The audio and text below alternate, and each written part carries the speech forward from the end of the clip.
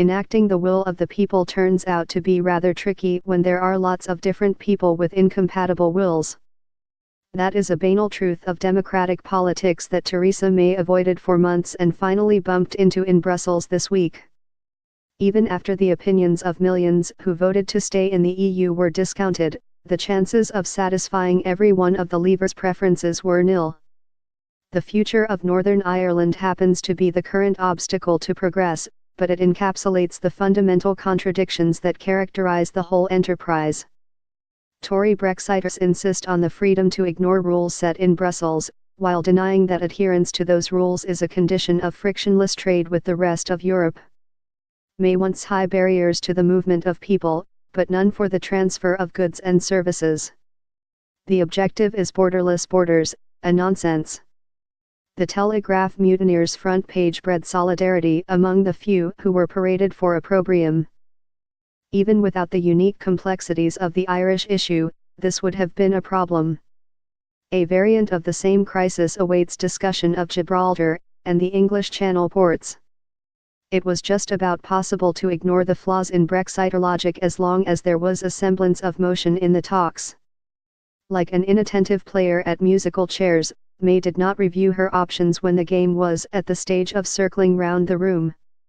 Then the music stopped and the Prime Minister found that her seat had been snatched by Arlene Foster, leader of the Democratic Unionist Party. In this game, all cannot have prizes. The DUP grasps that, and is determined not to be left out. Foster can reasonably claim to represent the will of some people, the 292,316 who voted for her party in June's election. To put that in a national context, it is less than 1/8 of the number who supported the Liberal Democrats, which advocates no Brexit at all. The DUP does not field candidates on the British mainland and cannot even speak for the balance of opinion in Northern Ireland, which backed Remain by a margin of nearly 12 percentage points in the referendum.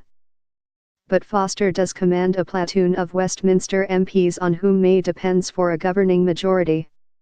They are reinforced by a battalion of English Tories who would rather see talks in Brussels collapse than countenance a deal that locks the UK into regulatory alignment with the single market and customs union, although that is the obvious practical solution to the Irish conundrum.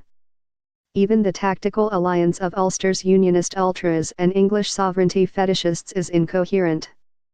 The hardest possible Brexit automatically generates the hardest kind of border in Ireland, which Foster's party also opposes. When Tory radicals say World Trade Organization rules obviate the need for checks along what would become the external frontier of the single market, they are lying. They just can't admit that their plan has grievous economic costs, and they are frightened because the Prime Minister has plainly understood that the no-deal scenario would be calamitous. The evidence is there in the distance. She has already climbed down on money owed to the EU budget, for example, to facilitate an orderly departure.